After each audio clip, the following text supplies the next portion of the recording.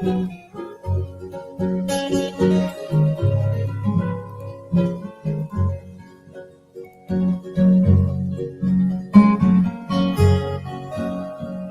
ai kona koe te kono, ne whakareke si e mea kaka, ka tau mai a, na ke ino. Asi e te nofo mai au alofa, o si o to si e lalano, na e toi mei la kapoha, toi pea whakahoa, a toi mai whalahoa. Kata ko ke hoa, oi aue, si I tue noa.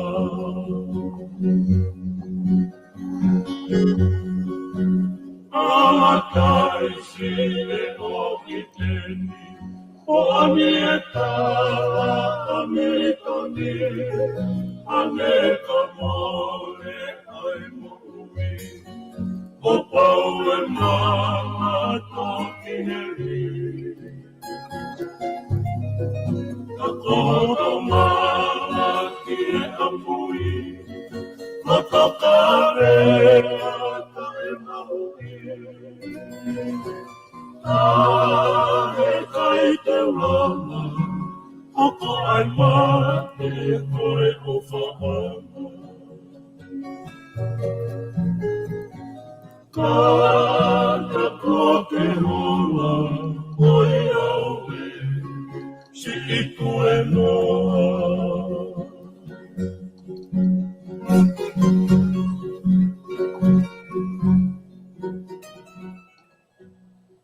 Kokori ke uhufanga mohenga hi talfatap ko dope fa o atu pe mihen.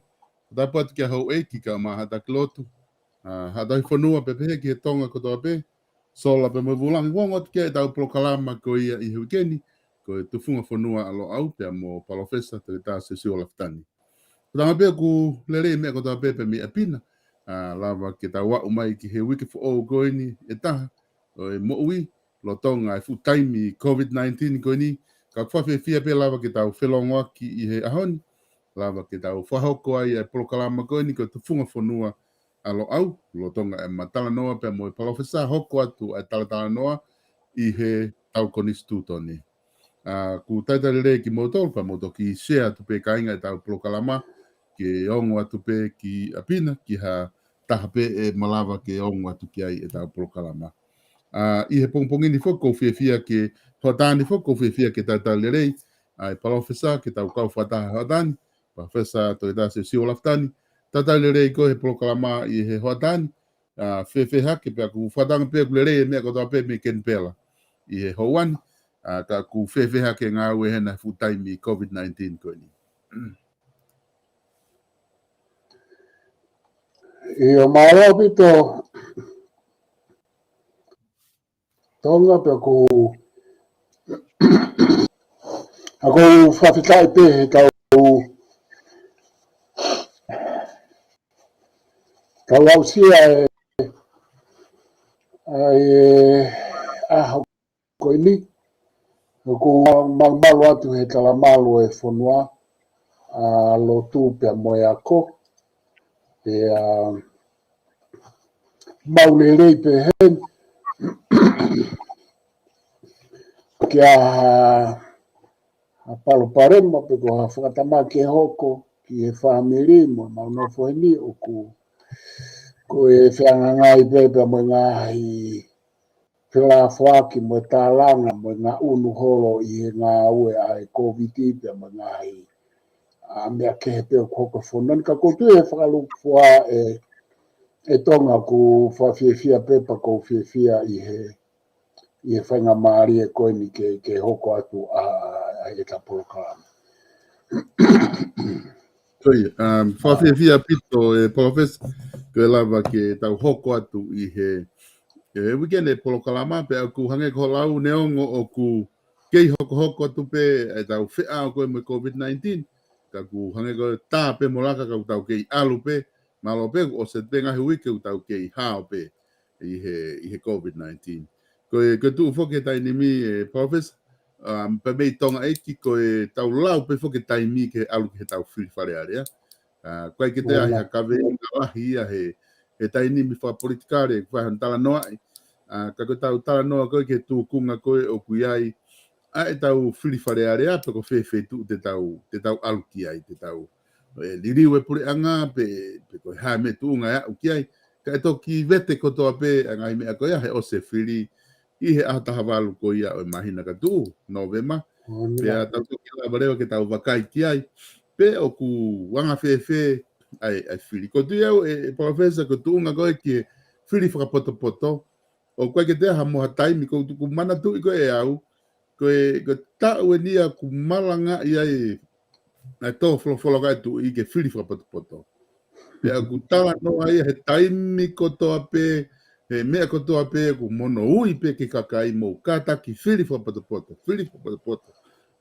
to flo ia tu e pe ko ta tu i pe e au ki no ve ma ke fili ko ai kakai ko na fili tau atai na mo fra poto e o mai leva ko fu ia o tuunga fa politikare te taunga uno tukiai i he tau e fa ko ni ka hoko mai ka ki lope ku anga fefeanga ho wakai pe me ken pelana ko i fuke ke i tonga hange ko ngai fili ki muana ke iai ka fefeanga ho wakai atu pe me ken pelana ki he tuunga ku ai e tau te wat ko ke tau fili fare area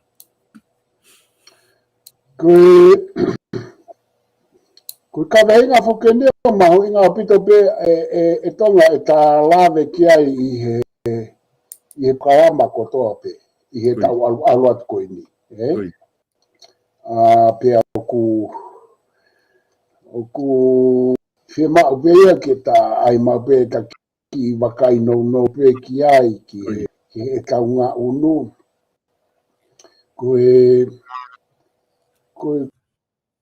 fo i Whakarea kau pai he tui. Oku maare au pito e koe anga o awe tau toka ngā pia awe ai ngā ue kātoa ki he teu whiri ia. Kata. Oku nofo pe ia i he fo i se tesi e taha koe ana e o mai e tui. Tui. Aku whakawhia ia ke oku whakawhia ke ia e fo i mawhai pure pe he mo fo i mawhai. Oku ne o mai pahanga oku tau mai me langi e fo. Ko tau ata mai fo kau whakau mau pe ke mea ko o tua ai tonga.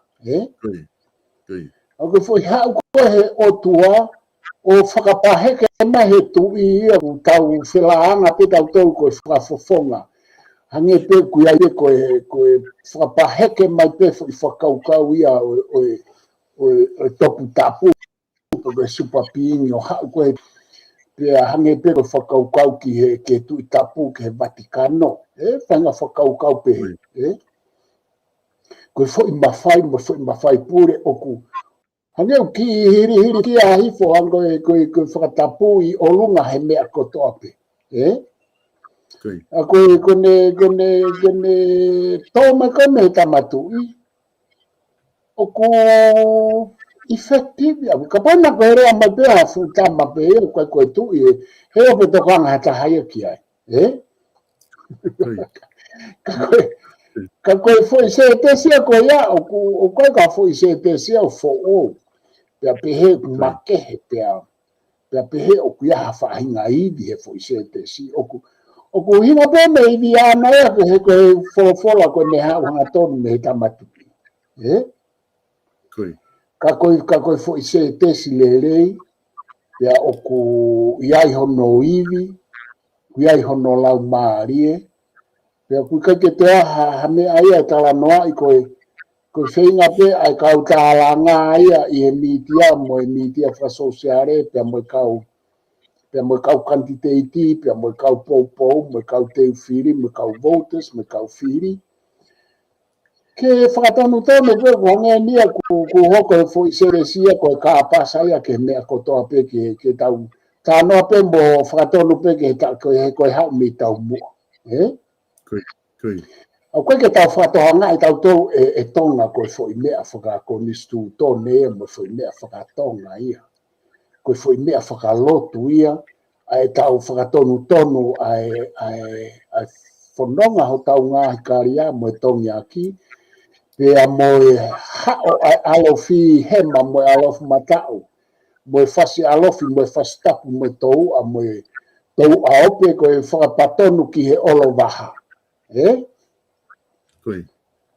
Aia aku tau te whiri o tau toru ia i he whaunga whakatemu kāwati ka aku alu tau atamai o makatunga he fwoi whakaukau whakakonistu tone pure anga whakatu i whakai tu ka no whakai olo waha e tau tala noa pe mo whakatonu pe ki tau mua ke olo waha aia ka pau koe tau alu kāria koe tau whenga ke tau wolo he pe au wolo he waha mo tau whapatonu pe ki he tau mua o te tau mua varea mo tau muri varea wakapau koe tau i he tau mawhakawa tu i ka noku polu koe tau whakatonu pe ki horo waha mo ngā apa he koe tau ho tau koloa no kui whoki koe ko ne tau mai koe whola pe hen pau tau ui whoki whakatonga koe koloa pe koe mata i koloa ko tau marini me wharela Waka ke sia ki tau atamai whakatonga.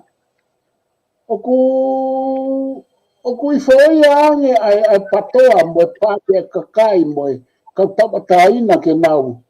Whenga ke nau ve e tonu, Ai tomanga ho nau wae, tamu nau tau ke nau whakapatonu ke fwoi se tesi koe whiri whakapoto. Aku takitaha ai ene uhinga. Koe hae ene hanga whaka uhinga. Koe hae whaka uhinga ke foi mea koe whiri whakapoto. Koe mea ia ai toko taha kantiteit ko toa pe mo paati ko toa pe koe hae ene definition. Pea mo ene whakamatala ke. Matui koe foi ko hono whianga ngai kono whahangai whoke foi, ai foi se te si e tonga u pehe. Ai au pehe, kone totonu whoke pehe. Potoi he whiri whakapoto. Oku hau i mua ai poto he whiri whakapoto. Pea kono whahangai oku me alu peheni. Vare he whiri whakapoto.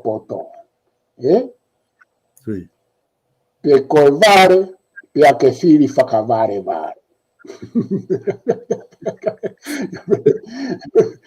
Aia, koe ku tāmaki a koe ki he tō whoa e tui, koe tāmaki a tū tamai tui, poto he whiri whakapoto. Pa koe ku tāmaki rewa ku pehe. Vare he whiri whakapoto, pe koe vare, pe a ke whiri whakavare. Aia, e to takitaha ai pe e me whakauhinga. Takitaha ai pe e me whakauhinga ki ai. Aia koe pehe vare, he whiri whakapoto. Aia koe uhinga aia i he whakarea koe ia, koe oku ikai ke poto e te fo i whakaukau, ke te whiri he whakapoto, ka oku te vare ki ka ia, i he uhinga, pe koe hae uhinga e vare, i he whiri whakapoto, ai te whiri hala e tonga. Pako te toi pehe koe vare, pea ke whiri whakavare. Ai au ku tatau e vare koe, mo e vare koe, kai ku te vare koe, i he whiri whakapoto. Pea koe te vare koe, o te whiri whakavare, o se ange tatau pe ai vare, mo e whiri whakapoto, he vare, mo e whiri whakavare, o ku naiku pe o na mahanga. Aia koe anga pea tānaki ki ai ka koe whakatahau taha whoki tonga he i kai ke tala mai e hataha ia o ku vare i e whiri whakapototo pe o ku vare pe a whiri whakavare vare. He kei lawa hatangata mo whiwhine o rea pe he mai. Koe rea ko e o mai he toko taha i me alu ke puha whiri i he ata walu ko e me pehe o ko poto pe whiri whakapoto. Aia o kono whakarea whakaako koe whiangangai ai objectivity mo subjectivity pe koe objectivism mo subjectivism. Aia koe whiri koe whakaukau ia pehe. Ka pauti utala atu aia ke he patoa o kuna uvare o whiri i he whiri whakapoto pe kuna uvare o whiri whakavare. O atuau e kufie mau o kou subjective ke hanga rā palasia he koe ni o ku ikai ke objective e mea koe whiri whare area ka o ku subjective. Aia o ku uhinga i he tala noa whakaako o ku ikai ke o atu e kufie mau ke ai aki ho o whiri. Koe whiri koe mea whakatau taha o ku subjective o ku haia ki subject. Aia ka pau te upe hata o hange ko kulawe. O ke vare, i he whiri whakapoto. Pe au ke vare o whiri whakavare. Ko hea ngai ak whie mau tonga ke he tama patoa. Ko ngai ak whie mau ke he tama tau ataina. O kune pou ke he tau ataina. Isa, o kune pou ke he pātia kakai. Ko haa koia whie mau. O ku ikai tonu ia. Koe mai ai whakamau i a koe tama. Pe koe whewhine koe. Koe tau rata koe ke tama, tā mai e Yeshua.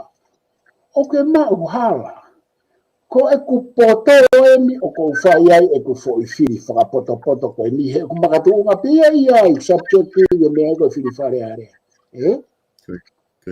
Koe whoi poin maari ai. He kai ke ate lau ia e toke tāmo e palo whesa mo e matao whakapolitikare ke awapu ko fo i mea ia tonu i he taimi te tau whiri a tāwaru. Koe ha mea ku tonu mo o ni.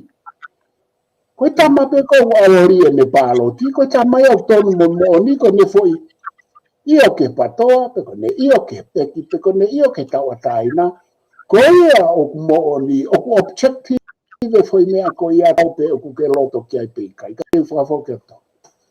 Malo pito e. Profes, koe alat fugen he tai nimi ke tai mo na pito ho tala noa he konga koe whiri whapato pe ku tau tui pe. Ku tau tui gahi pe.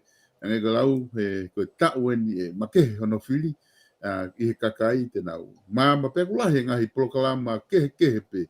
O ku lava kakai mei tonga, mei murini. Lava kakai ke nau mamatai he ngahi whamama ko ia tau whahoko. Ke lava ke tau whanonga mo kakai ki ha whiri o whapato. Ka taifu ke lava he ngahi mea ka ta ofi ai professor. Ai ngahi mea hoko, ngahi mea mana ke hoko. I anga ka tu ngahi ta whaaki. I he ngahi campaigni, mahino lele ngahi campaigni ko fu popo ai kakai. Na campaigni na ta was mamata kia ia tonga tapu whafonga tonga tapu laki whafonga tonga tapu nima tonga tapu fitu asi maene toko na ki ai floati ai whafonga ko tonga tapu tolu se osi sovaleni fu toko lahi au pito ai vahe koe vahenga profes pe aku une whakaha ngai mea ke kakai unau pou lahi kakai ke whiri I he amanaka. Pena grip ia pala ofesa na i vai grip na wakai ki ai. Ka koe ke ke fu ilo hono ka no ka toka ko me ia o tau fononga ke hoko. Pe mapango pe kono a ke ko vai grip ko ni na fa hoko ia he pa ko ha campaign ia. Ai ana I kulo I mai pe vai grip ia o ku lo tonga tangotu lalo ai skei tai lahi ko kabineti ka ku puke he ka utama a tu pre hake. O mahino pe na haki makuku na hoko he pā pia si toka tāmaki ai skei tai lahi pe ko hai uhinga ngai mea hoko ka tau amana ke ua naha mea e te alo whakalalahi atu I he tau kempeni ka tau whiri no molo pe o alu ke ta whaaki ko ia o violence ko ia kai tuange pe kai ke na fili tawa taina takta whakake pe ne whakafofonga kai o pe whakake kai fili tawa taina pe mo fili whakapoto e professor ku tau whatawange pe ke ua e hoko ai ngahi mea ko ia ka pau ko mea whika waki mo whiri ka koutu i te mahalo koe ki miri sino ko ia mahona ko mea ke he pe he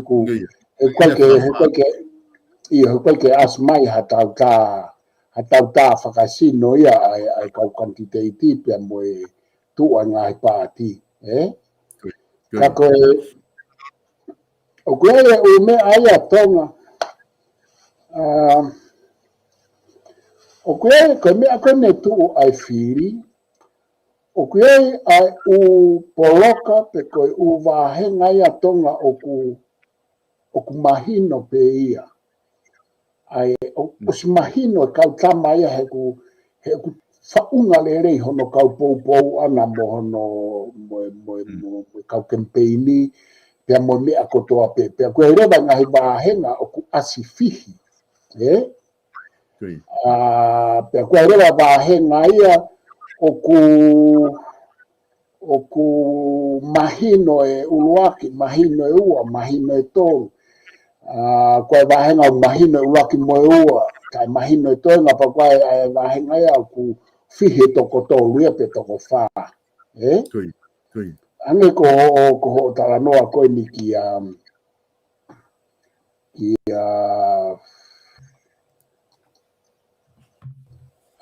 hua kawa meiriku pea mo saspo hiwa na wahenga.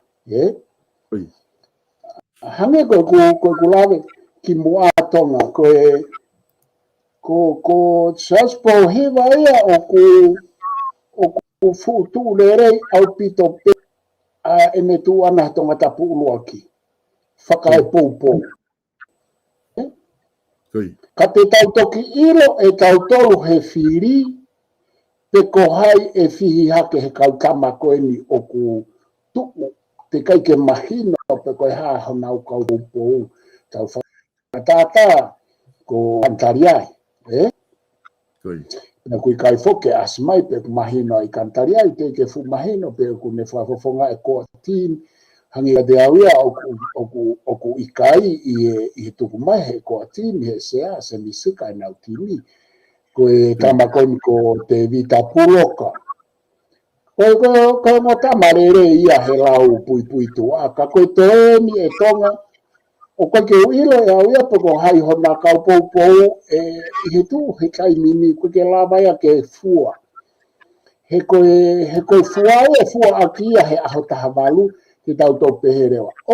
Ta koe o koe ai e kau pou o i kantari ai. Koe asi foke ai kam kempeini ia mo as maha katoanga mantui koe kakai foke koe kau votes foke ak mari e koe mea foke ak pehe koe ne taimi koe alata sa spohiva tala mai katoa e ngahi kalap kabatonga mo ngahi siasi mo habe fanga kulupu kokoe pe siasi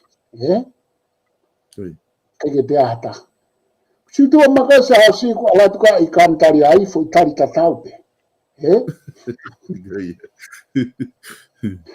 tu situ maka ikantari ai alatu ka te vita puloka fo itari tatau pe Wakate alatu mo area safifika oku ikai tori liwe tai ai kakai he koe mahino ko he kakai o koe ke nau loto nau tonga koe whainga lau maria tonga koe ke ne loto ia ke ai koe ke mamahi iho alango campaign. Koe. Tike toke ila koe koe whiri o vai koe ia ku ui mai toko tolu pe ia koe. Koe uhinga ia koe o kou tuku a mea kotoa ke vete e he whiri. He kutu mai whake a hangeko i kantari ai. Koe tu mai hano konga kolomotua. Ngā ue ai tama moe ha. Mandu koe whanga ngā ia kau tama koe ni koe. hange ko ikantari ai te ke ne whae e hanga au e taha ma tonga tapu uluaki. Koi. Hala ata, koe tala noa koe pe na e mamahi pe nofo mo kakai fo i noa fo lahi. Ka pau ko hame aia i Australia mea he kai ke tari e tamaya koe ake lere kantiteiti e hapati he kute kai kia hane ngā ue ana e whai mai whonua. Koe ku whamatala whakai uhinga campaign. Sai. Hoko mai tamaka ko te vita puloka. Te kai kene Isak, te vita puloka ya, o kuta e whaalaua e me ngā ue ana. Mau ke tamaya o ngā ue lahi taha, toko nia kakai i e kau kantiteiti ko a kolomotua. Hoko marewa koe ka saas pohiwa. Tika ngā ue a saas koe kere ape ia. Tika ngā ue a saas ki kolomotua. Kone campaigni pe anaya mo ne pota anoa hau mo kakai. Peki whai e hanga au e whakai whakafonga. Fo i noa mo si aosi pe koe fo i taha si aosi. Ka koe ke ko si aosi mo i kantari ai. He kumahino kau poupou ia si aosi. Tau sila tature ai fika si aosi to pe o lunga pe koe pakapau e lakasi e hata. Ai au o ku ikoe e tau whainga whakafua pe. Tau sila tature ai fika o te vita puloka. E koe ni ngā ueta kua hano whamiri. Kau koe ki tau ile tau tō lia pe e tō hono e me fika i whe. Ko malanga ko i kantari aiku ki tau ile tau tō. O ku me mea ange fika koe o te vita puloka i e ku whasio pe ko whe koe fika ko i kantari ai. Pe aku uto e fihi e nai a koe kene whawafonga i ma e ia ko a tini. Ko hairewa tene alu i tonga tapu uruaki ma e ko a tini. O ku hange ka te au koe fo i mea maari e taha ka te au. O ku whailonga whehu i mai ko a tini mea tonga tapu uruaki. Aia kono implication, kono wharea e ka hao uhinga ia. Ko si aas pohiwa pe ia ke ko a tini. Tuko ke he kapau te nau tau tuko mai. Pe tatau pe a tonga tapu uruaki mo tonga tapu fitu. He ku fute whailonga whehu mo tonga tapu fitu. Koe mo tama mahu inga ia ki he ko a tini. Pe a ku asma sa ia piukala ia ku ia ke ko a tini. Aia kapau ku ala sa piukala ke ko a tini. Ta koe anga koe, ai ta uofi ke whiri. Ta koe uruaki ia o ku uruaki ia he pāte e kakai. Sa aspohi wa patoi uruaki pe ia he ko a tini pe tatau ta mo piveni o ku fitu he pāte e kakai pe atoi fitu pe ko a tini. Heko sas, heko senisi sika. Ko tama ko pe heko ko tama totonu pe ke taki he patoa a senisi sika. Heko tama me lava ngā ue ke compromise a mata o mohema. Heko ko wafia ke pe e ta noa mea kwa kumahui. Heko kau tama ko ni unau whihanga ngai i ko a tini mea pa moe pāte a kakai ko kau tama loto lala. Se aspohiwa, se misisika, tu iwata, toke tātu iwata, piven piukala, pia mohai, pia mo ikantari ai.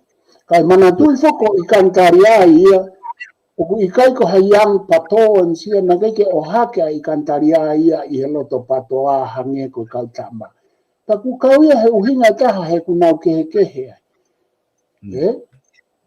Nā toku whakahoma ia i ka nia o koe tō whapāti ia whamamani ia o koe ke laua i ka nia i he lau o e tō whapāti. Ange koe tō pāti koe me anu sila mo Australia ni. Me tōna i ka nia ke tō whapāti a Amerika he ku malawa hu pe he mai kau tama me tua. Pe o ku mahino o tito ia e tonga a e tōki tua a i kania me he koa mo pāti e kakai. He koe kau tama koe kau young patoens na nau tupu ake loto pāti, koe nau ngahi tangata iki na nau taki ai pāti. Koe taimi koe nau mawai uai, o ku alu pe ai ni ihi ana o tau whakataha, o ku alu pe ni ihi i ana o tau whakataha. Kui. Ia whewherewa i kantari ai, tō ia he waha. Ka koe ke tau ilo he anu atu koe. Ka kou whoki mai ku tātā noa pe he. Kui. Koe mea koe ka koe mea au pe he. Mea koe ku tau kawe koe tamataki le rei a se misisika ki he pato a whakaluku fua. Ka koe uhinga ko se asi pōhiwa koe whoha o akalisi, ko iai e a awhepe ai pato a kia se asi pōhiwa ai kau pōpou. Koe uhinga koe nau pe he i kai ke lava e hani ihia ke nau whehanga hangai mo se asi pōhiwa, i he whepaki pe he ni koe uhinga hei koe whoha akirisi. Kui. Ka koe taki, koe tamaya koe o kou pehe koe kou sio ki ai, koe tamaya kou sio me wheinga ke compromise o ngofo i tawha aki i he alu. Alu at koe ke he whiri ko se misika.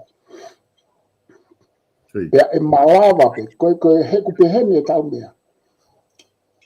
Neonga whepaki a matenu mo sia o si.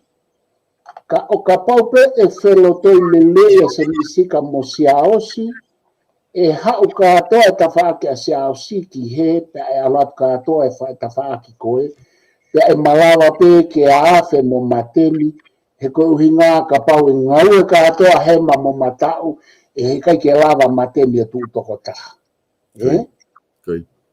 Aia koe vete ki angaia mea koe ni. He ka awhi atu koe whiri, ka pau e whakahoko e se misika mo se au si ai fo i whakataha, ka pau he i kai ke talango fua mateni e tō ki tua a mateni mei he koa tīm o hange pe ko i kantari ai. Ka koe tama mālohi a mateni. I e tain tatau, ka tama koe ni ka tama loto blalahi, ata mai mālohi, ata mai tae fie auna katoa. Ka koe palapare mātonga, koe kia hatahe nau tō te me mau e leadership, ke me hanga puke, hange koe leadership na mao e akirisi, neonga na e i lalahi ange ufepakia na whai akirisi mo kau taman na nau whianga ngaika na ne mao e leadership ke me hanga puke peke ua mo vete patoa. Kui. Ka pamea hatama hena na ne mao e leadership a akirisi whakai social movement, whakai party, hei kai ke mo vete patoa. Ka koe mo vete koe patoa he tau kawe i whika ua ki, me kai ke nauhanga mono mo kapi ngā hi tōno noa patoa he tau e whānoa ana e tuku pe akirisi ke lere tai mono pe mo lere tai kapi. Koe whika ua me kai ke hanga akirisi o whakotūtu hapalani ke patoa. Koe umea nei toa e patoa. Ka koe whika tolu, koe kautama koe na, o kai ke leadership skill ia nau tō. Ka koe kautama loto lalahi, ata mai mālohi, ata mai tai whia auna, ya koe uhinga e unau whepaki, koe kau positivi kato, koe kia negativi hena ke whai ea, fo i whehoko taki. Ko haikai tama, ko se misika pe. Ka te whakaausi ka huakawa meriko sa sovareni. Ko tonga tapu tolu e tonga. Tonga tapu ia mau tolu, ko tonga tapu ia o kou iai. Tonga tapu tolu. Kehe ia mo tu uko na tonga tapu ulu aki. Ko tonga tapu tolu ia ko kia hata haia ke whianga hangai mo huakawa meriko. Ko tonga tapu tolu ia o kusas kehe au pite mau tonga tapu tolu a mau tolu ia i hatoi tu o ha tonga tapu i tonga tapu. Mari, kui. Ia, ko mau tonga tapu o kusas makehe ia, he o kutu o tonga tapu tolu ia, ko va mahu inga ia o laione i kolofo o ku nofo hono fo i konga lahi ona i he tonga tapu tolu. Kui. Ko laione o ku toka ia i kolofo o he tonga tapu wa, ka oku lahi hono konga ona ia o mau he patoa. Kui. Ko tonga tapu tolu o ku tokoto mai ai e konga lahi o laione o kolofo o. Pe aku tokoto ia mau tō. Koe tautahi ia, tautahi ko fo o ku ya mautolu ia hono fu ko ngala fa baba ki tonga tapua pe moe afia la yo nei mai kula ka ko hono fu konga ko e lahi ko e la yo nei tu a ko fo o ku toko to tonga taptolu e tonga ko e wenga ta a la yo nei a mautolu fo konga la yo nei tonga taptolu Tui. te fito ki a maire ko ngā hala fo o ko pahu ngere ia mo fasi ko fo i konga tama i mata ia o la yo ne pe ko fenga ngata ya ko tu ko ma tolu ko o se te to fili ti ka be ke si au ke hata ke ha o fe au i mo ka variko fra ho ka va me ri ku he ta o mi to ngata tolu ye ku ta no a ku fa ka e bai Tui. Mahino au pito tonga taptolu mahino e kau popo hange ko mahino e kau popo ko sa spo hiva i tonga tapulu ki ko tu ko tonga tapulu ki ko ma kaulo au ai ko ma kaulo au i mo men ko e pato ai tonga tapulu ki ya ko fa unga ko o sa spo hiva ai o ku fu fi au pito fa tau ki ku ilo tuku kehe katoki lava e hata. Nei mei lava ne tatua Prescott, tamoia, ta whatofua, kana e kei, he ko mea maaria e whoke patoa ia pa hange ko tonga tapulu aki. O kui kai kia hame aia e tonga he patoa koe toi mafuri whakakaukau, he kau pou ke pehe o he kai te tau whiria sa spo hiva he ka oni ko inga he ku ha moha o si ai fo i kau patoa pau ia i tonga tapu uluaki ta tau ai pe ka whai e reimbo whai kovia a sa spo hiva ko tiki ai pe ia hono hingo ana ia i tau kotoa pe ma tiu ke pe e tau politiki mo te mokalati i he hau ke whainga whakau pe he goemia, ka pau te mau whima tōria i he reipa, pe koe ripo kono ku pūre he mau fetro. Mau whiri mau tōra he reipa, mau liri mau tōria whiri he reipa, mau au katoa ke reipa, po te au ke kui. O pake te moku kita ke te whiri ape he reipa, ka pau kunau pāma tō ofia, pe tau no mau tō ofia. Ta koe tau ataina whaka e voting ia i te mokarati. Ka koe patoa mo tonga, o kui kau. Tui. Oku hange tau tolo pāti o hange koe ai koe whankisiasi. Ta tau ai pe ka whehala aki e ke i pe ke he lotu. E ke mui pe ke he whai whekau ko ia neongo koe haa ngahi mea ia e whai whekau.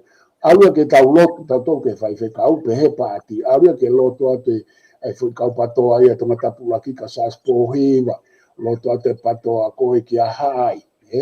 Kau te arake koe motek, o mui hake motek ia he mea ko ia, kau hange koe peki, te tau toki sio, pe ko whea koe ka mui e peki he whiri, te te whakapoke atu tau. Goia, mahino pito e tala noa e profes, koe whakao si pe i he whiri ka ta hoko ke ta konistu tone, na o mai ki savea e taha ngahi newspaper me tonga pa New Newspaper ko kakalo pe ki savea mari e ni kuni o mai ko ni ko na ki kau savea na alholo ngai feitu ko ni pe na ne whakaha mai na ki kau savea ke itaki pe sa spohiva ko pesete valnima a pesete tahanima a te da ploka pa ko fu o vare apito i ne fu pesete tahanima ko te da ploka ka ko savea ni na whakao ko e pesete valu tolu a mateni ka pesete tafitu ai tama ko taf moyaki minister ko ta inimi na fa vale mo ku vakai tu ki he pesete ko ya pe foki ke pesete no fa aposte malbe me okay pe ka tu uia ki savea ku fa hoko he newspaper ko ni pe tau amna pe fala anga savea ko ni ko na post mai ko na ka na fa hoko savea na feito ka ko me ai ko savea to foki wiki ua pe tau fili de wiki no to wiki tol ai pe tau fai fili ke malama pe ngai fika ia ke mariu hol whakawhala pe he malo he ka campaign pa hoko tai nimi mana wa o ke ngahi api professor ka te tukot ke te ko ka pa te ha tanak para kai te ta alu le ke ta konstituto ne mare abita esa bea e tonga toi ko fia he o me esa bea ko na ko na moni fo ke na ko ke fala la ke esa bea i tonga toi i esa bea ai media toi ya me ha pa te ta mai na esa bea ko ke fala la ke ko eria ho i nga ka ki mautelo ai sociology ko sabe ai ko tupu mai me mautelo me mau va ko ia sociology ta fa ko ia ko he kuai hono ngahi tu uni mo hono ngahi me alahi o ku fie ma o hasabe ke ia kai o au ke ko me go ku mari ko te fo ko upo na no fo pa la ni lere pe ia ngai mitia ka ko fala la ke kakalu e na sabe a ko na ko fala la o waki ki ai te ko fala la ke kakalu he ko mitia ko ia tu ta ina ke te au kai ke fihia hange ko kaniva mo kere a ke whakawhaha i taha, tae whakate mo kālaki. Ko uhinga ua ke a ko whalala ke sabea koe nā neongo ko whalala koe sabea pe a miidia kaka. Koe ua ki o ku tau ataina ai kakalu ia i he nau ngā wepa koe pea ko fia au ia he miidia ko ia tau fie mao ngā he miidia pe he. Koe whika ua o ku whakawhiofi mai pe e nau fo isabea nau tōria he mea kou sio ato aki ki tonga tapu ono, tonga tapu uruaki, mo tonga tapu wha.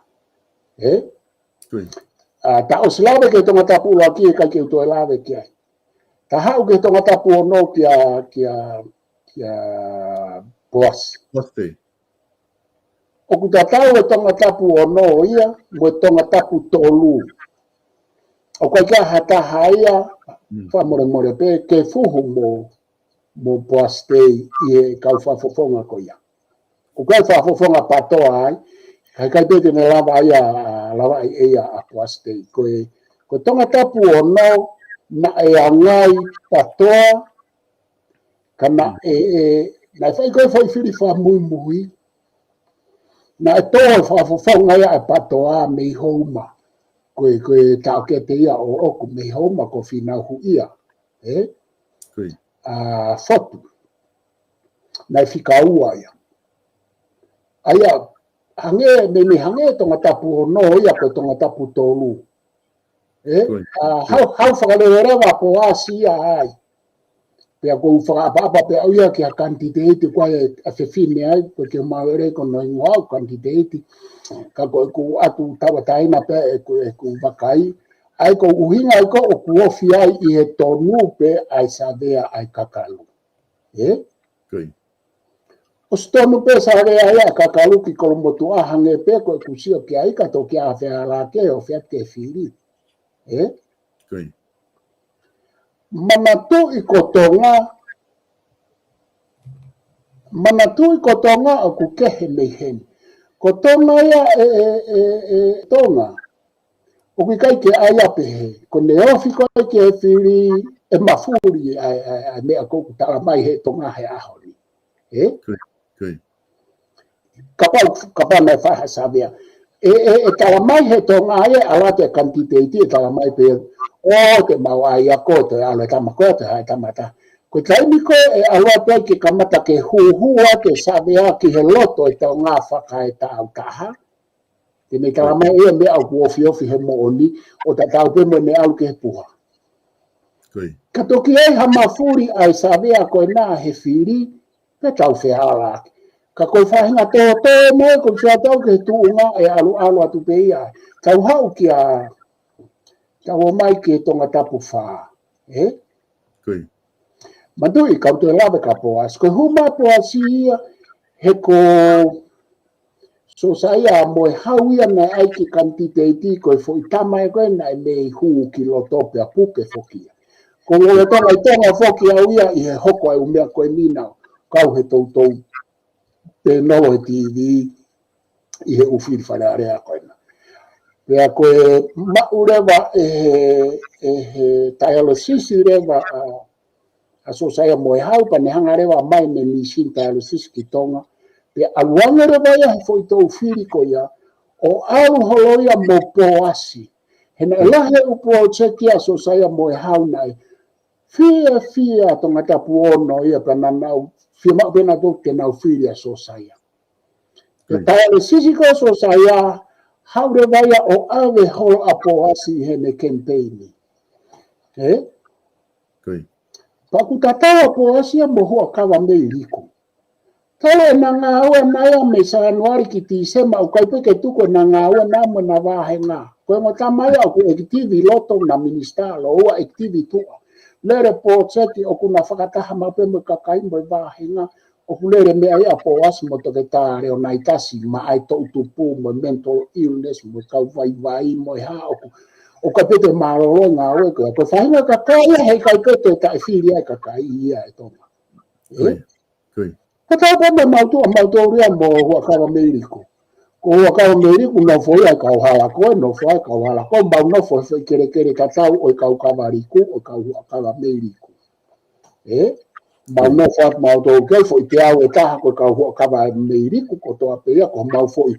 Ko ea mautua kua kuia ko lo kupo. Ai mea tau iai e solo. O ku ke hepe a lo kupo a mautolupa ke hepe a pahui o ka maulau whakatoa pe ki pahu pa ke angere ia pa kua hoa ka meri. O ku ngā ua pe a hoa ka meri me Januari ki Tisema he mea kotoa pe koe whakamaa koe mau vewe whakamaa pe me Januari ki Tisema e hoa ka meri ke hepe me whakamaa ai purea. Moe haa fua e o mea. Waka meri ko mamahi moe api koe koe apisia ko tope ku ia ho kameriku ko kata ko tope hei kai peto ka e firi ko firi farare ka kama pe he firi pe ke na vai ka ro na mama hamia toka ko tala no ko tonga tapu lo aki ke Samuel Akrispo hiba firi pe ki he vai pe behere wa e ka ko me ko fatu ka makia pe pe ka tonga tapu lo aki te fito ke Isilei ko sopu seke ngai foi bahenga ko ia na Filipe na tore a kirisi o ke ne pekia ko halavave o si ai pe ngai foi bahenga ko to lai ka hai ka hapai ya pehere na fagarea te mau fili ia ko Samuel Akrispo hiva to ho ko hake mo foha mo ko puna seke fai fili fai ko ke na to fili ke na to ke na to ho ko mai ka siaos pa ka to ya foha siaos ke na to o to na ria nge to ma foi me ko ya he tau alu ke ai ka to fa ta no ke ata ke sai tau ha ko ka mateni tapuelu ko mateni fo ki na ya ko ya fo na hu na mateni ko kalas olunga awia na ke jo ma ilo maten ilawa pa ko mateni fo ki ko katolika pa ko mateni ko apifo o ko moyaki tatafu ko apifo o ko katolika moyaki tatafu ka ku ikai ko apifo o wa moyaki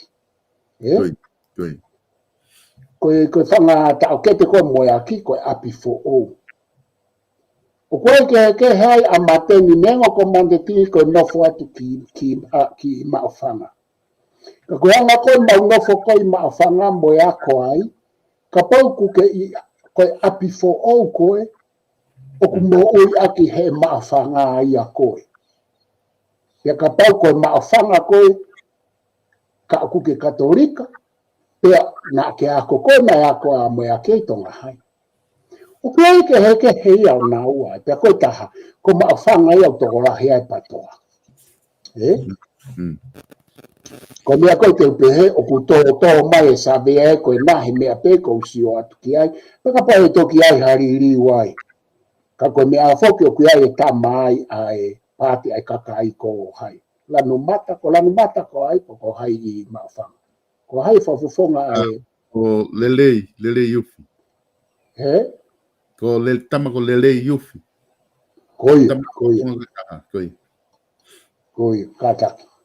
Koe tama ia koe ai ku na fika fiha tama ko ia PST sabe me te que asia que ia ase tama ko ia he sabe ko tama pe ko ku minista ai ku le tau atai na tama ko ia ko tataf mo ia ko tama pe ia ku ana asi piamo Martin io pe ko Martin fokia e tonga nga wela ya Martin ni a mohono va henga yeah manatu e mea ko ia ko tuku ke he pato a ia a talo fafufonga a Martin mo ne nga o fai ia o mea la ke ono va henga pe ko minista mo ya kia pa fa fofa tamarere pe mo ya kia ko la po ka na ke tu he o mea la mo Martin ne ngo tau ke nga o fa pore anga ya mo ya ki pe na nga o la la ne fa man la kaku slahe ai ilo mo tau ke ia Martin i nga o fa fare area mo nga o fa minista ka te tau sio tau tō luia, e ku wheke au pito e patoa ia i maofanga i he ka pau ko e nai o koe ke asi hake a whafufonga ia pāte a kakai. Pea koe anga pena e tau tō ka toki ai hawhi hala ake ai. Koe fo i ngā au e lahi ia ke whai e moeaki mo te vita puloka. Koe nau na tō holo naua he taha nima. O ke fu mama o me fa fu aku ia e tonga pe ka pau e whahala ke fa fu ka koe fa ke atu tonga tata malo pito professor pero du imagino pito ai konga e ko ia ko ta pero pe que tava kai que tu unga ko ni kuai hange ko sabe ko ni na o mai nos pepa ko ne kakalu que ne o ia professor te ta ki almo heta tonga taimi que ta ki algo que ta con instituto ne que ta ki hoko atu pe ai nga ku i he tunga ko ni con instituto ne me ta tala no ko he ko si sai konte o alu ki ai nata i he nima fitu koi ko nima valu ni mahalo na usio ki e kupu koe ai nima fitu e ui ai whare area, koe whare area o e pure anga tonga. koi Koe whakarea te tau pe u whai e kon istutone taha walu fitu nima. mari O ko maho inga ai u pupunga area pe he nike te au.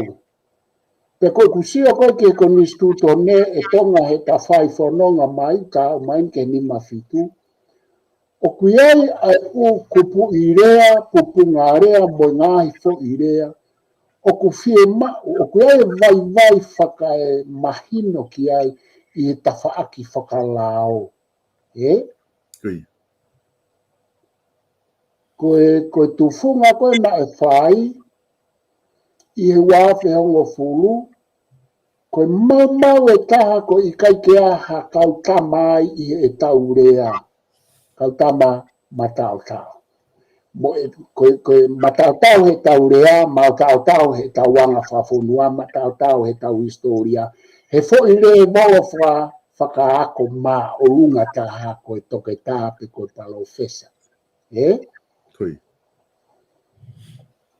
Hane ko ku whakatata, koe iai kau whare, whapolitikari iai kau whare i whakalao, pe ai me umara e kehene kau he wāwhengo furu, ka koe umara e koe a koe ka matatau koe ke hanau ilo na toria ke mea koe lea i he tala o tō ngā mo historia mo tala e whonua. Koi. Nō matau tāna tōna ngai mala e pa kua e nau tala noa he tala e whonua mo e rea. Mo e haka koe ke uhinga ke te heke nau matau tāo ai. He ku ilonga mai me he umea lahi, ai kai ke nau matau tāo ai mo ngahi lea. Ni ko ka noa wiko si ke mawhai mo mawhai pure. Ka mahino o bite ngā rake o ngorea ko ia. He ku mahino ia he rea whapapalangi. Ka hanga peta o koe matu a ke mawhai mo mawhai pure ko whongo whoi rea pe ia taha. Koe umea la ia ko sio ki ai pia Koe uko pulahi koe ni mai o Slava hono fai hono kapi mono pe ko hono liliu. Na fema o fo tau whatata hange ko hufanga hea ko mo lot professor toke ta Augustino Mahina. Koe whai koe ai wawhi fulu koe tau potu tumu ia koe i he malae o i historia mo e tala e whonua. Kai ke o atu ia. Malae koe o lao mo filosofia ko palofesa Futahelu. I tonga, i moana, i maamani. Kai ke o atu ia. Ko rea na mahu inga foi tu funga whonua ko toke tā mere nai te tau moe whorao. Kai ke o atu ia. Ate ka kai aku nau te omai nau te oria eke mai me aka te au he kunofo i tonga ko pehe. Ko pehe reo ta pe tonga. He kuasi fokia he fo ililiu. Ko pehe pe na hanga whawhewheo no whiri koi ke kau he kou miti. Koi wawhenga. I kai ko kurea pe ia au nau te omai nau te oria ke kalano ange ke ai ke maupo kalama ke whamahi. Nai mea na nau whanongo ai na nau sio e TV na kalano ke ai te kai ke nau ilo nau toki. Ke ai ke maupo kalama. Ka kou whehoi, ai whahinga kou toko ni, ai whahinga kou tarange ke i kai he kai ke o au ko mo ua. Ka kou pehe roto pe ia. Na hanga whakawhewhe ko kau he ko miti ko ia, ko ai ke tala noa e historia. Ko hai historia na ke tala noa. Ko tau tala noa mahino tong. Pa koku hau ko ni hange ke meko ni. Mahoinga ka te au ai urea mo upupunga lea. He kou sio ki he kau ko pui tua kau ngā ue whakalao mo kau loea. E tonga koe u mea he ko nistuto neu whe mau ke haianei. He ko sio ki he ni. Koe kau wako lao ko toa pe me kau matau lao ko toa pe i tonga. Nana wako i muri e tonga. Hala ata ke na wako ha mea mei he mea whakatonga. Kai ke toi ha ke isi au e lao mo e hopo me ufonuana na wako. Nau to whakumana toki tonga whainga ke whakamari i mo e nau mahino ke whonua mo e ha. Koe. Kone lau koe Charles Montague. He kamai koe ai separation of powers. Ene pehe e Faranse koe ni, ai wahe koe o mawhai pure. Koe pehe koe tangata loea, ka pau he i kai ke neako ai me alahi o e umala. E pea tene hoko o whai e umau i hene kai me hau ai ke tufunga e konistutoni. Ka ko lawe au ki ai koe kupu ni mawhitu e uia e whare area koe whare area o e pure anga o tonga. Pana uhanga whakawhehe uia. Ka mea koe ke whare ai koe pure anga whakatui o tonga. He koe konistutone ai pure anga whakatui o tonga. Koe.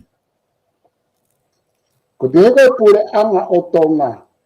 O ku tatau e pure anga o tonga, mo e pure anga whakatui o tonga, mo e pure anga whakatemo kāla. Mahu inga fo i lea ko toa pe, mo e pupunga rea ko toa pe. Koe. Ko whenau tu ai e pure anga o tonga, ko whenau tu ai pure anga whakatemo kālati o tonga, ko whenau tu ai pure anga whakatui. Ko foi tolu ko e ni o kunau kehe pe o kunau tatau. Sai. Ko whenau he konistuto e nei tu ai pure anga whakatemo kālati o tonga. Foi noa pe, ko i kia mea e tu ai. Ka koe hanga me o tautara noa ai o tau pure anga whakatemo kālati. Ko i tautara noa ko ia he uhinga ahai. I hanga pe ho tau ata mai. Ko hanga e tau whakaamu. Ko pure anga whakatemo kālati o tonga. Ko whehui ko at whakakonistuto ne mo whakalao. Ko whee mea ku tohi ai pure anga whakatemo kālati o tonga. Sai, koe asi koe mea koe pure anga whakatui, koe pure anga o tonga. Koe hakoa ai kehe o me ani. Firma o helao mai ko nistutone ke ngā aki pefo I pupunga rea tatau mei mua ki mui tonga. Koi. Ka pau ngā ake mawhai pure mei mua ki mui o uhinga ki he political power. Ka pau ngā ake mawhai mei mua ki mui o uhinga ki he prerogative power o tu I pe koi divine power. Koi.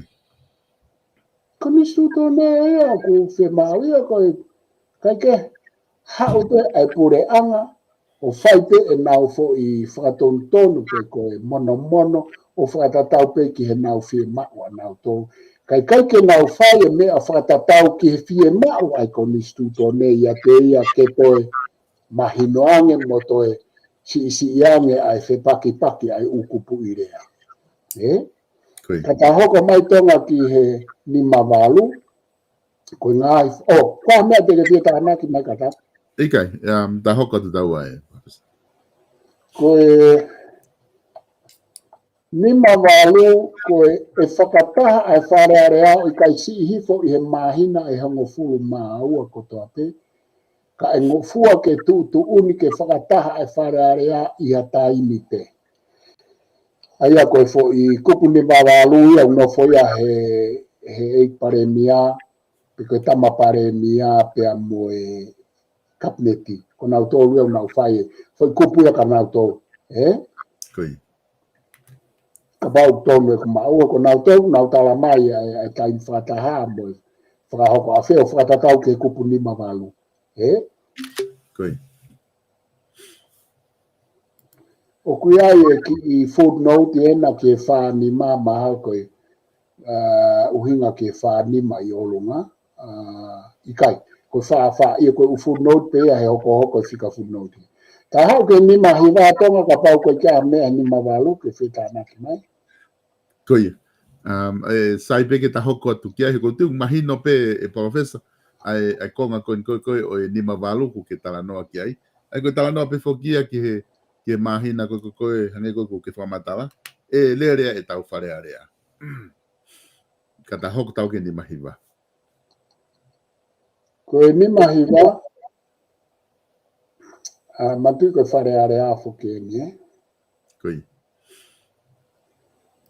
Koe ni mawalu koe whikawaku me wharea rea ka koe fo I taimi kou tuku mai e fo I tutu uni ke taimi koe kapneti na uhinga pe Koe ni mahiwa ki nau tōru o kuhu I he wharea rea ki nau tōru o kuhu I he wharea rea ni mahiwa kupu ni mahiwa uruaki Koe wharea rea kua pau ke kau ki ai kau whafufonga o kau nopere P kau whafufonga o kakai C mo kotoa kau me mipa o kapneti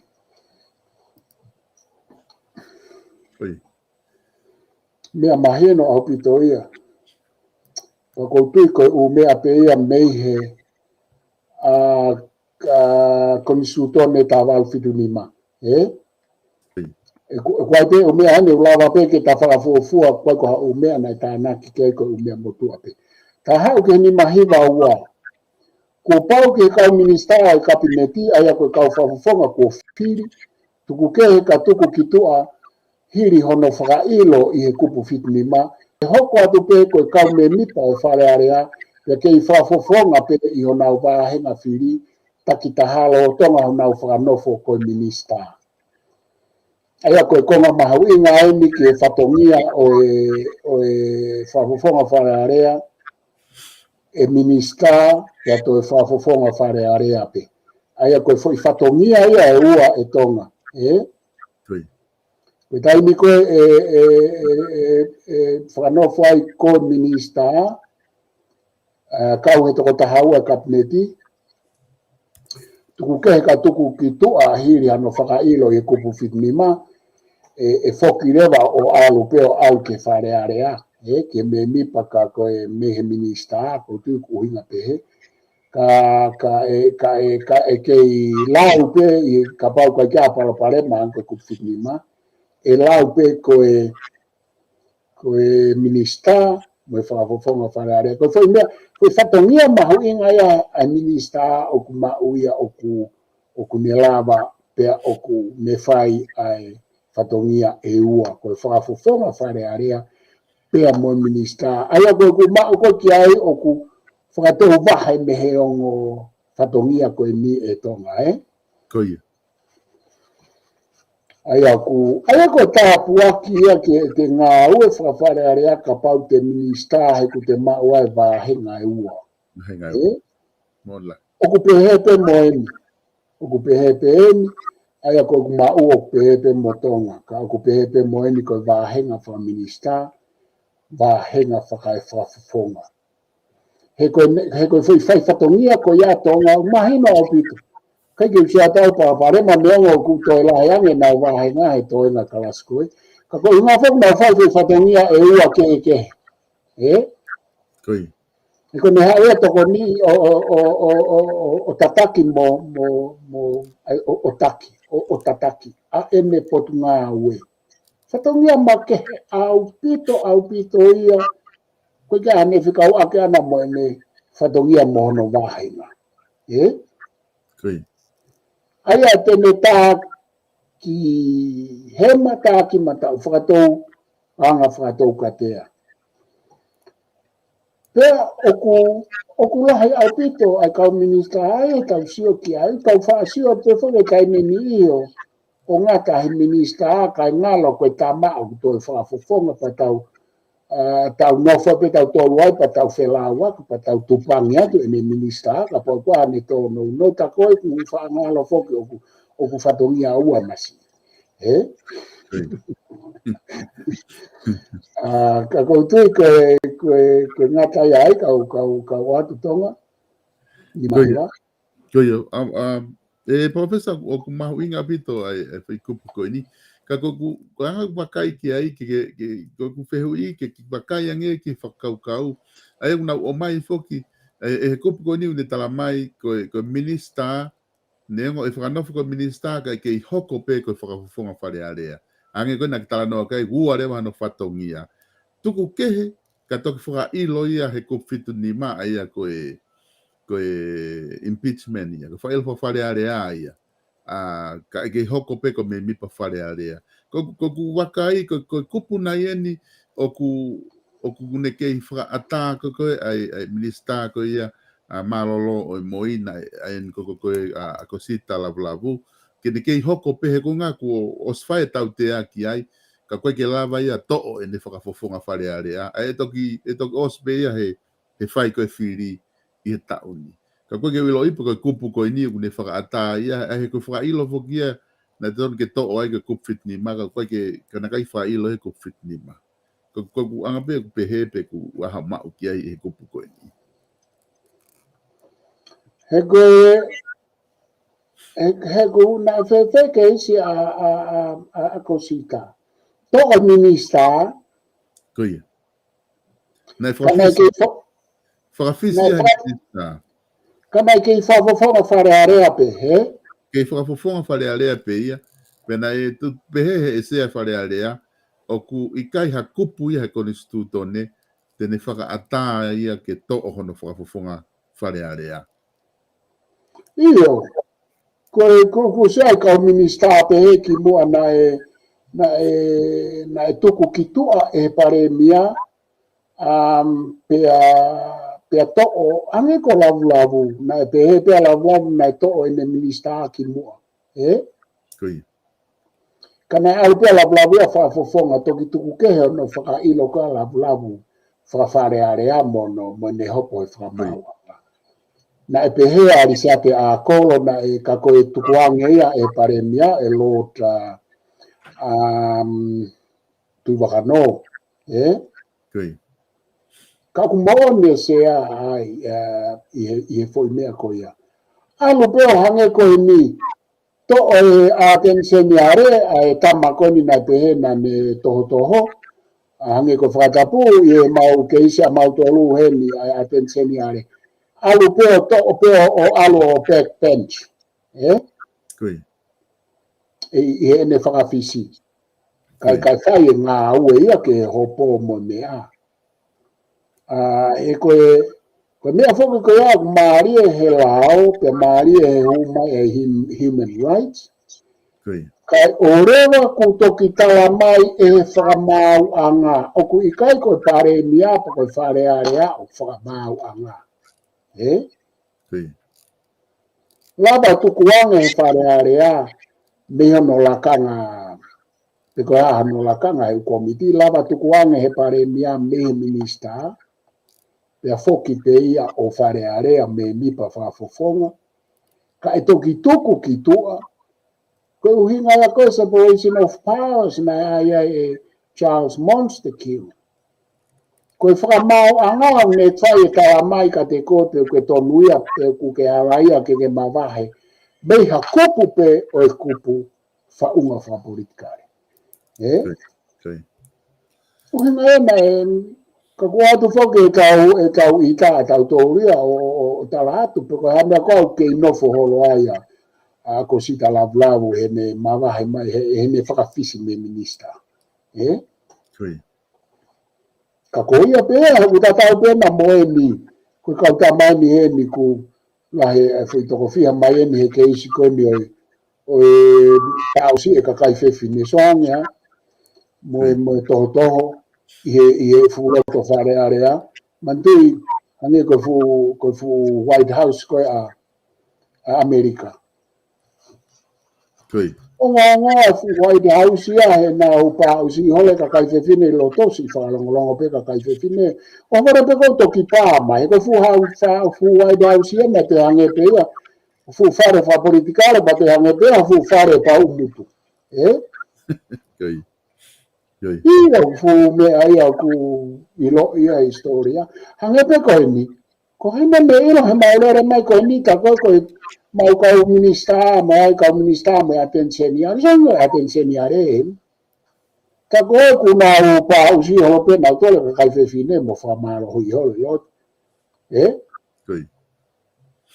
O whiawhia mau tōrua mea e White House.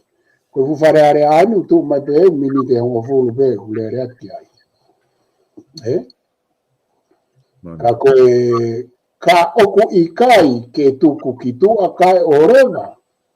Ke toki tūtūri mai whamau. Hoa mui atu pēr nofo mai mei mui pe he loto whare area. Koe mau pare mia koe ko Clatchy a New South Wales. Sanke mea koe ia. Ka koe whai mai e me tala no maarie mai mo me ata koe oku o tonga ko rapulahi whaka uri ai mono ex-boyfriend. A Clatchy, mau pare mia koe whakawhisi. Ho marewa tonga mea koe commission, Royal Commission, o whaihala. Mea mahu inga ia, he kune lawa e ia i toa me whamau anga o whamau i koe. Ka koe kai whake aha tau mea pehe. Ne tamai tau e pare mia koe na, koe tui maa mo ni pe, tamai pea koe whango koe tui. Pa koe ke tau ilo, pa koe hae uhinga.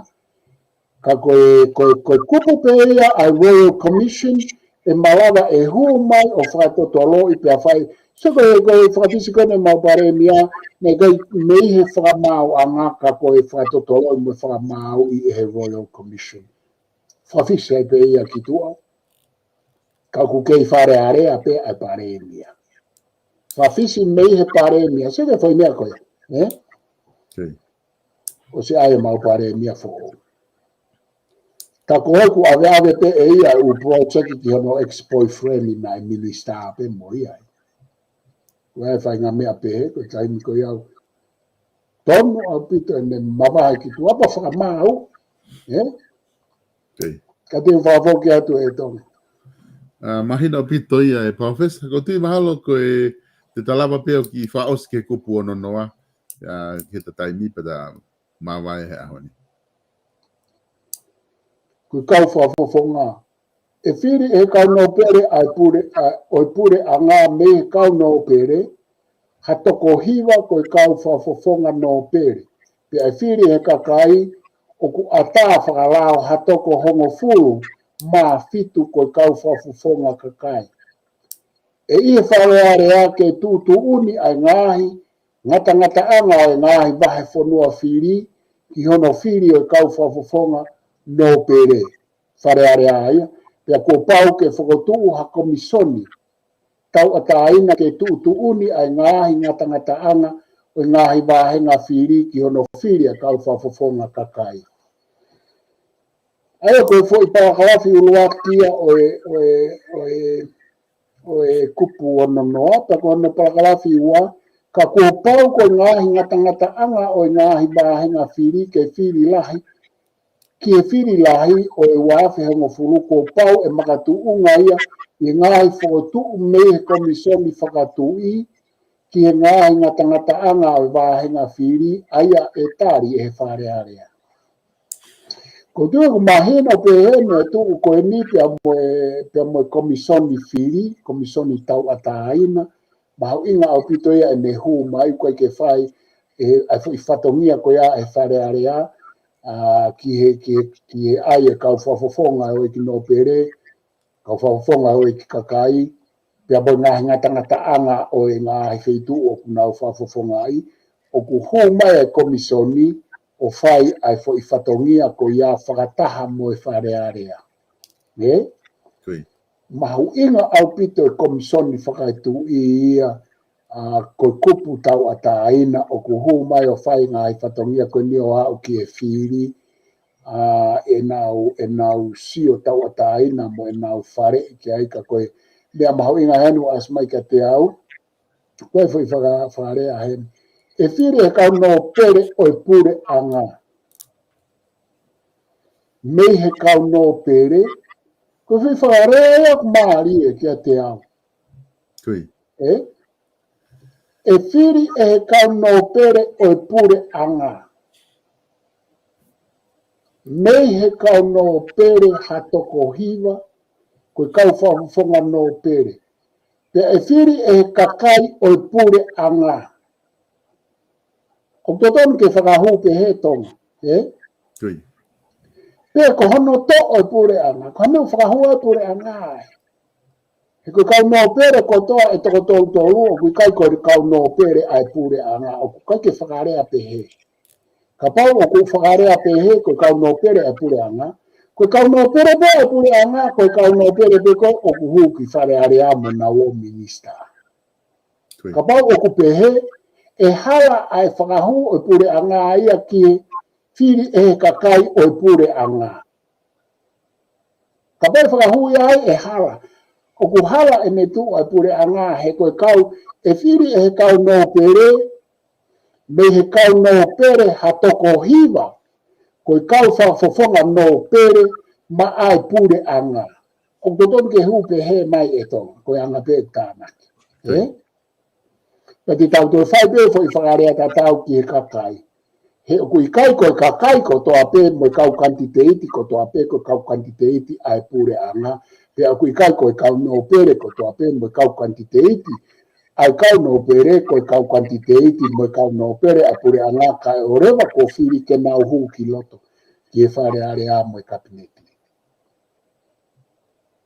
A koe kupu whaosi ka ko pau ko ngahi ngata anga ngahi mahenga whiri ke whiri lahi wa ko pau e makatu unga ia e ngahi whakotuu me he komisoni whakatu i ke ngahi ngata anga mahenga whiri aia e tari e he whare area. Pea koe ke uilo heni pe koe komisoni tatau pe heni mo komisoni o lunga he ku komisoni a o lunga ka komisoni whakatu i e pe koe uhinga komisoni whakatu ia koe ni ke kau tu funga fonua o e uafe hongo furu e tonga. Ko mea ko pehea ke mahi no. He koe komisoni whakatu i, ka pau koe komisoni tatau pe me komisoni e parakalafi uruaki, o ku totonu ke au hake e komisoni whakatu i, koe fo i taitoro ka kato ia ko pungarea o a ia he parakalafi uruaki, ka aluhifo komisoni koe o tuu i he parakalafi uruaki. Ka ua au hake ai sari o te ia ka arifo ho si ia ki lalo. He ke sia e tonga ki he kuhinga. He te tau ki reference lewa ki he komisoni whakatu i, he koe fo i hingoa ka kato e te tau. Arifo ke parakalafi ua pa pe he pe komisoni. pa te tau pehere ia ko uina komisioni ko ni ke fo hingo ka kato ko komisioni whakatu ka koe mea o hake komisionia ke paragrafi wa ka komisioni whakatu e koe mea koe te pehe atu ko whe koe komisioni koe ni koe komisioni tatau pe koe pe koe komisioni ke he komisioni ko home komisioni i whakatu e ka koe anga pe uta naki ako Foi. Mahalo ko ia pe tau Mahina o pito ai whakaukau. E wakai whikai palofesa koe o as foki he konga o konga hono ua koe foi kupu. Aia koe ko pau e matu ngai he ngai whakatu me komsona whakatui ki ngai ngata anga wa he ngawhiri. Aia koe foi mea ia as koe he uruaki konga ki olunga. Koe he whakatu ha komsona tautaina ki he ngata anga ngai wa ngawhiri. Ke nau ngau e ki ai.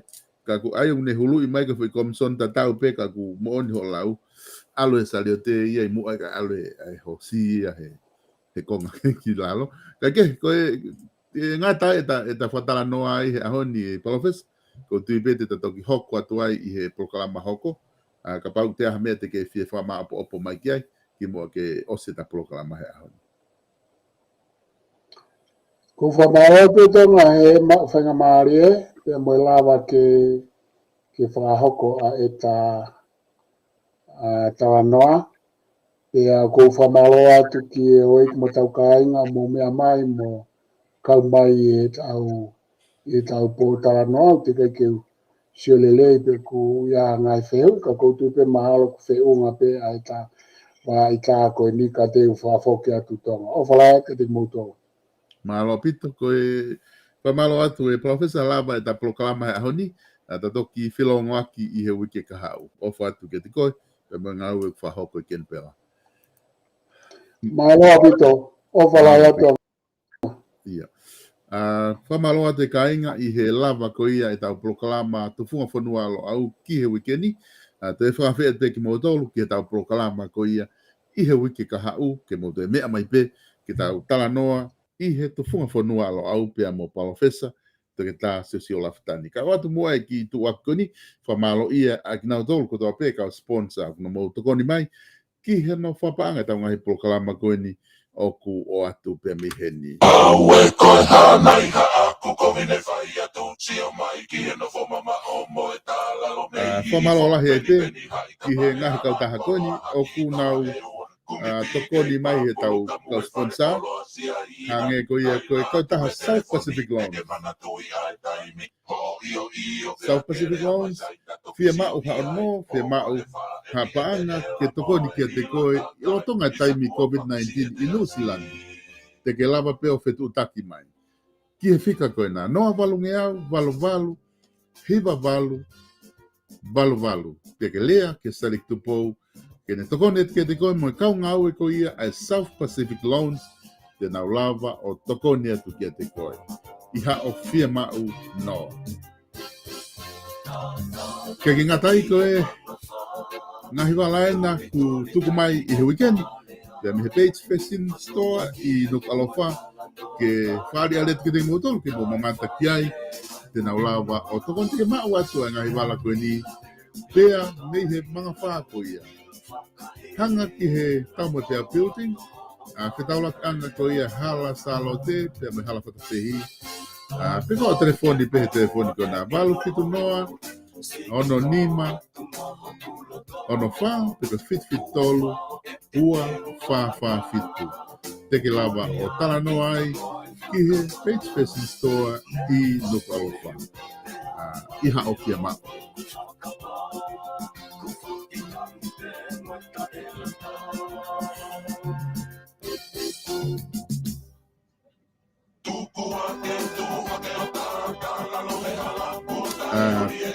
Te mau hawhainga whalani, ke tā hau whalani, ki he family reunion, peko hape hawhainga whia mao.